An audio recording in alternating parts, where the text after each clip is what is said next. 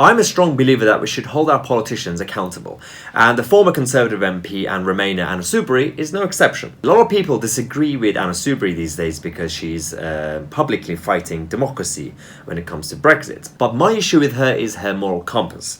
As a politician, everything she says and everything she does, she's claiming to do it from a position and a platform of morality. So today in this video we're going to have a look at 5 points which will prove Anna Soubry's hypocrisy and show that she doesn't have the moral high ground. Point number 1. A few years ago when she was a Conservative MP, way before the Brexit campaign and the EU referendum, she said this about the European Union. I believe the EU has become a huge, overly costly, bureaucratic organisation, fundamentally lacking in both democracy and accountability to the many millions of people who pay for it through their taxes and who are bound to live by its rules. Oh, so Anna Soubry, a Eurosceptic. But no, this was her straight after the Brexit vote in 2016. But my mother is 84 and she wept on Friday. Just like my 24 and 25-year-old daughters shed tears because we made a terrible mistake on Friday by voting to leave the European Union. Point number 2. Despite Brexit winning, after the vote, she came out and publicly said that we should accept the result because we promised one referendum, and we also said as politicians and both campaigns that regardless of the result, we have to accept the result because that's what the people voted for. This is what she said. I accept and will continue to honour the EU referendum result. We are leaving the EU. We must respect the result. Brexit means Brexit. And she stood up in the House of Commons and said this to her colleagues. I promised the good people of Broxton that if I was elected to represent them for another term, and in accordance with my party's manifesto, I would vote for an in-out referendum on our EU membership, agreeing in the words of David Cameron that the people would settle the matter. And I promised to respect and honour the vote. So on June the 9th of 2015, along with 544 members of this place, I agreed to that referendum, and in so doing, I agreed to be bound by the result.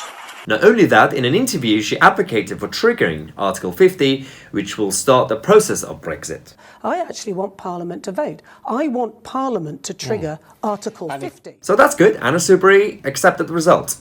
But no, only shortly after she promised to accept the referendum result, she said this: I don't care what my Brexit stance costs me. I'll keep on opposing it. Again, she went from accepting the result to the exact opposite. Point number 3. In an interview during the EU referendum in 2016, she was asked about the UK economy and the country as a whole, whether if in case we do vote to leave the European Union, whether the country will survive and thrive or whether we will crash. This is what she said. Are you saying, in agreeing with that taking that decision to leave the EU would put Britain on the road to ruin? Couldn't Britain prosper and thrive outside?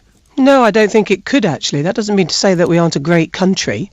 And we are, of course, I think it's the 5th strongest economy in the world. So this is good. As a Remainer, she had obviously preferred to remain in the European Union, but she also believed that in case we do vote to leave the EU, as a country, we are the 5th largest economy and we'll survive and we'll continue to trade with Europe and the rest of the world. Again, this is what she believes now, because straight after the EU referendum result, she's been going around publicly and quite loudly campaigning against Brexit, because she's now saying that even with a good deal with the European Union, we would still crash and the economy won't survive and we'll be isolated as an island and Brexit is evil and we're all gonna die. Point number 4. Those who are familiar with Anna Soubry as a politician know that she has a very specific type of language and temperament. So during this whole Brexit saga, she's been going around and calling certain Brexiteers far right and extreme right and hard right and crazy and everything else.